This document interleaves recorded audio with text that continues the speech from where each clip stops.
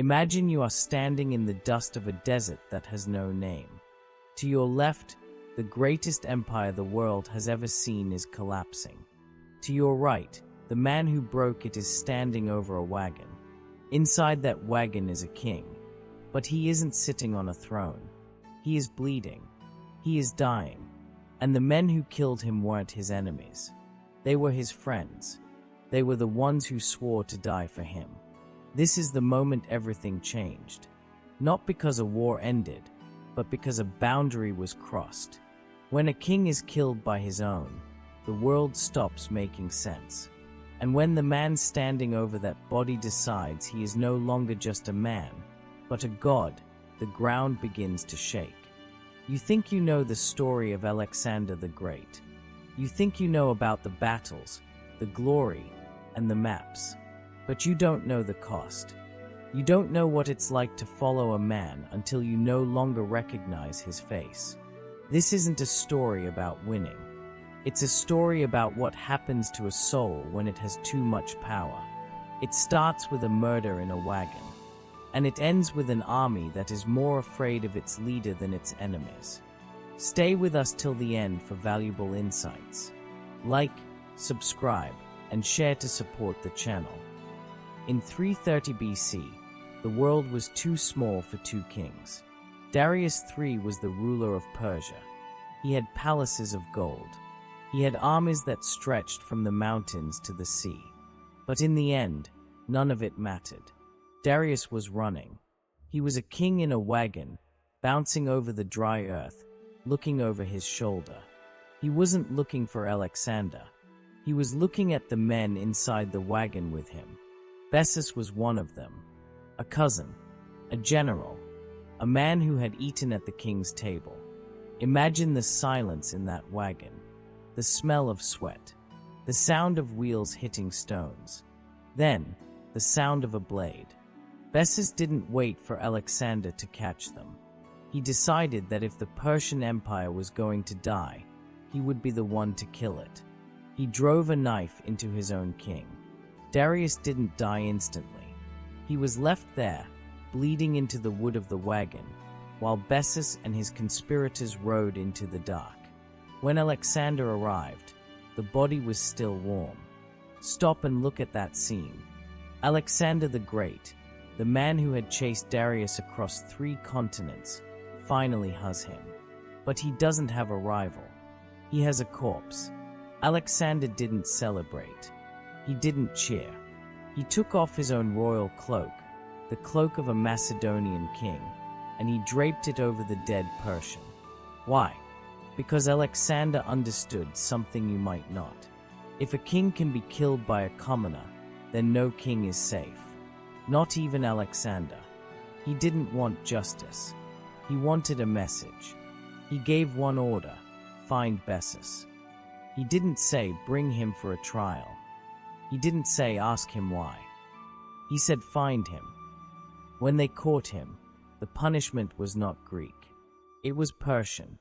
This is the first time the mask slipped. Alexander didn't use the laws of his home. He used the laws of the land he had just conquered. Bessus was stripped. He was chained like an animal. He was dragged through the ranks of the soldiers. And then, Alexander ordered his nose and his ears to be cut off. Look at the faces of the Macedonian soldiers watching this. These were men from the mountains. Hard men. Simple men. They were used to a king who drank with them, fought beside them, and called them by their names. Now, they were watching their king act like a Persian sultan. But they didn't complain. Not yet. They understood the logic. Bessus had killed a king. In their minds, that was the ultimate sin. If you kill the sun, the world goes dark. They thought Alexander was protecting the idea of the king. What they didn't realize was that Alexander was already changing. He wasn't just the king of Macedon anymore. He was the successor to the Persian throne. And in Persia, the king wasn't just a leader. He was something much, much more. Bessus was eventually sent to a place called Ecbatana. There, he wasn't just executed. He was pulled apart. Literally, the blood was dry, the Dutchman was gone, but a new shadow had been cast. Alexander had tasted a different kind of power, the power to destroy a man's body piece by piece. The army watched. They followed. They didn't know that the same hands that pulled Bessus apart would soon be reaching for them. The blood of Bessus was still staining the sand when the atmosphere changed. It wasn't a sudden storm. It was a slow, freezing fog. You felt this before, the moment when a group of friends starts looking at each other differently. When the jokes stop being funny and the silence starts feeling like a threat. Alexander was no longer the boy who had tamed Bucephalus. He was now the king of kings. He sat on the throne of Darius, and he liked how it felt. But there was a problem. To be a Persian king, you needed more than a crown. You needed a different kind of loyalty. You needed men who didn't just follow you, but men who feared to look you in the eye. In the mountains of Macedon, the king was the first among equals. He drank from the same cup as his generals. They called him Alexander. They argued with him. They told him when he was being a fool. But in the palaces of Persia, the king was a shadow of a god. Subjects had to drop to their knees. They had to press their faces to the cold stone floor. Alexander started to want that. And that's when the whispers began. Imagine the tents at night, the flickering torches, the Macedonian officers, men like Philotas, sitting together. Philotas was not just anyone. He was the commander of the Companion cavalry, the elite of the elite. His father, Parmenion, was the most respected general in the entire army. These men were the foundation of Alexander's power. Without them, there was no empire. But Philotas was proud. He was loud. And he didn't like the new Alexander. He saw the Persian robes. He saw the gold.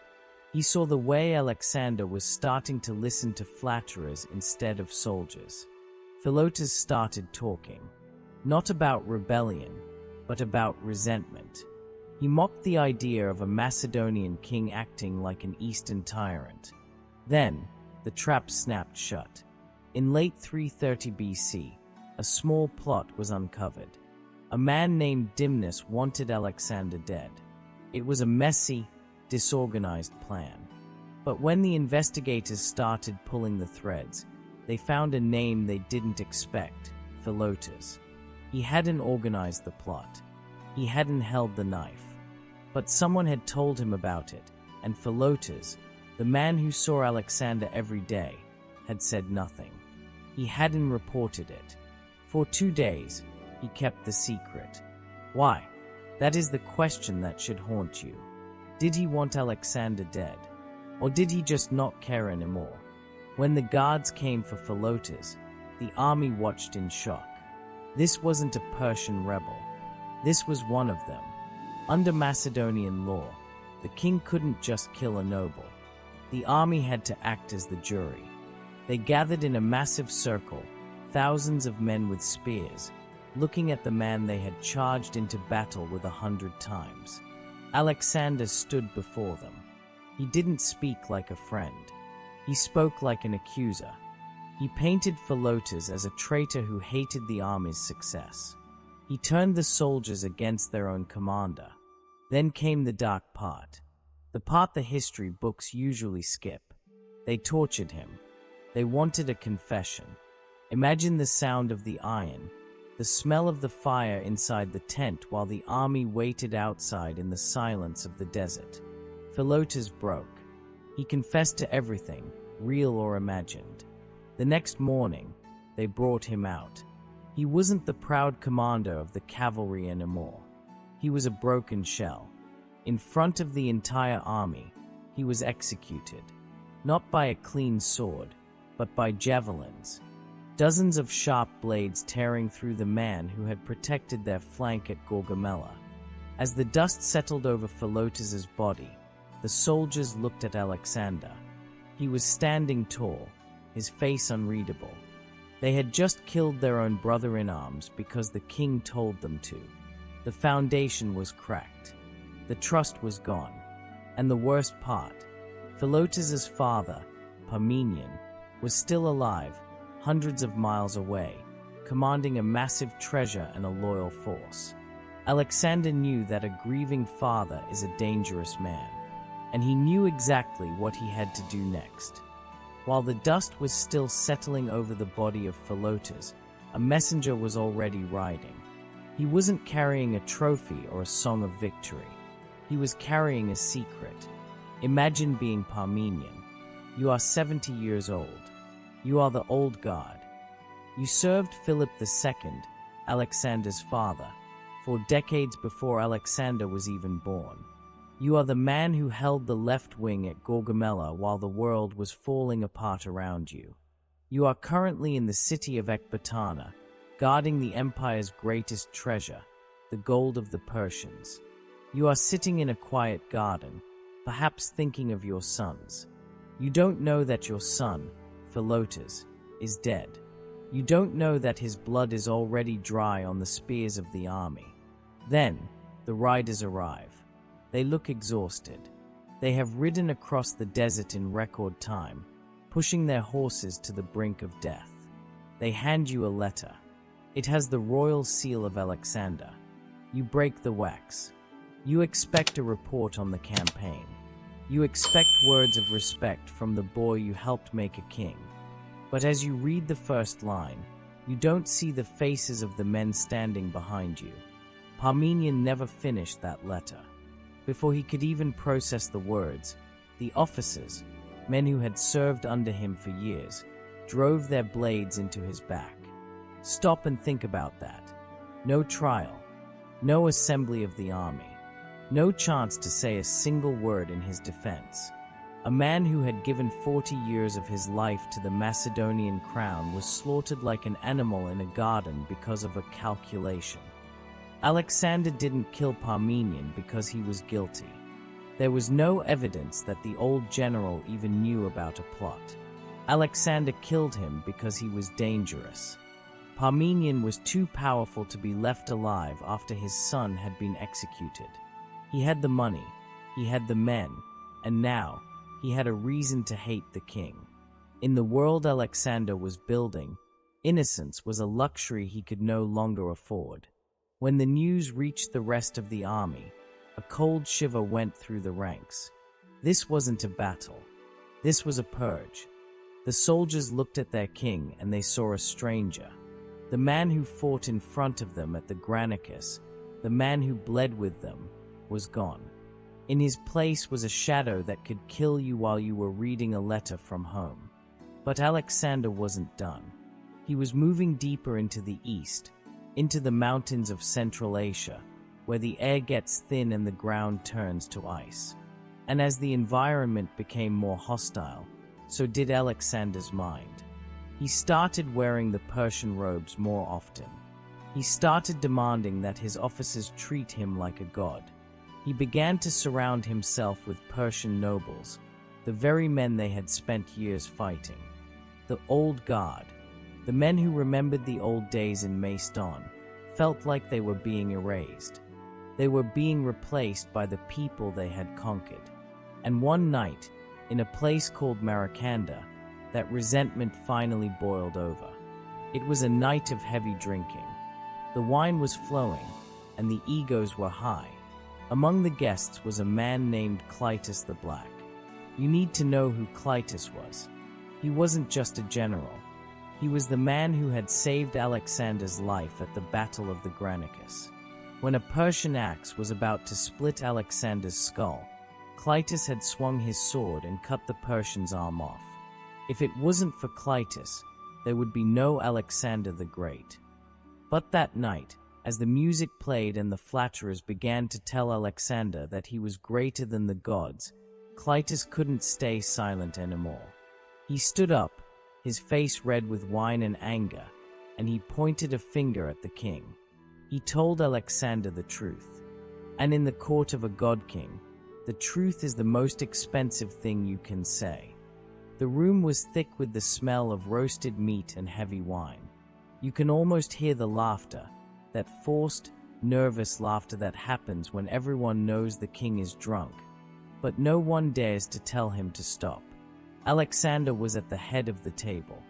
Around him, the new guard, younger officers who had never seen the hard winters of Macedon, were singing his praises. They weren't just calling him a great general anymore. They were calling him a god.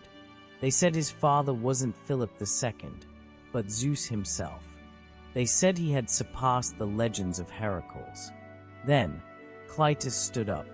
Cleitus the Black was the man who had pulled Alexander back from the edge of death at the Granicus. He was the brother of the woman who had nursed Alexander as a baby. He wasn't a flatterer. He was a soldier, and he had seen enough. It was the blood of Macedonians that made you great. Cleitus shouted.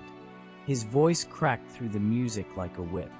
He reminded Alexander that without the men he was now replacing with Persians, he would be nothing but a memory in a Persian grave. He held up his right hand, the hand that had saved Alexander's life, and he screamed, "This is the hand that saved you." Imagine the silence that followed. The musicians stopped. The wine cups stayed midair. You could hear the torches flickering against the stone walls. Alexander's face didn't turn red, it turned white. That is the most dangerous kind of anger. He reached for his sword, but his friends had already hidden it. They knew what was coming. They tried to pull Cleitus out of the room. They begged him to be quiet.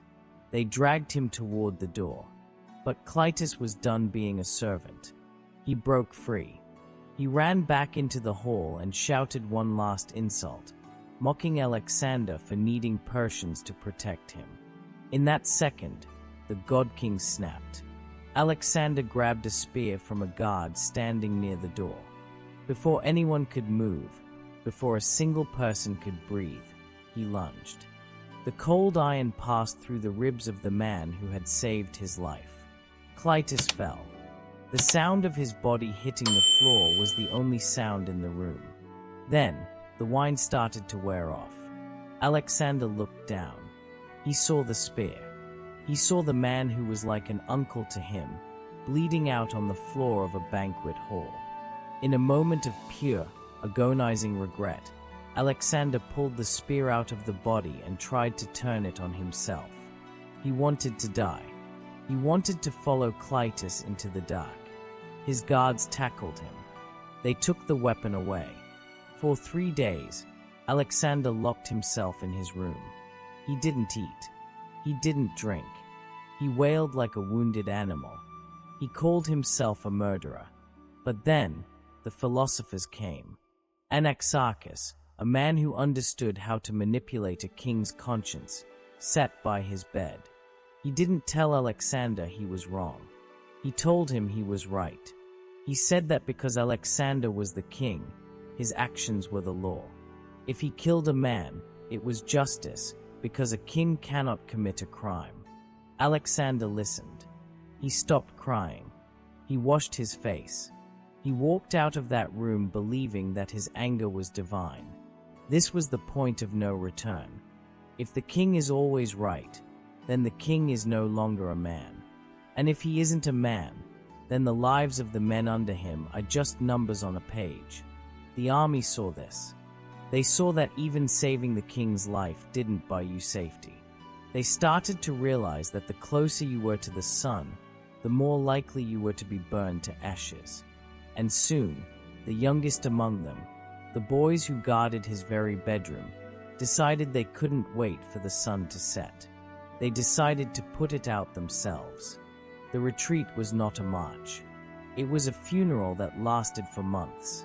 Alexander did not lead his men back through the lush valleys or the conquered cities. He led them into the Gedrosian desert. Ask yourself why. There were roads.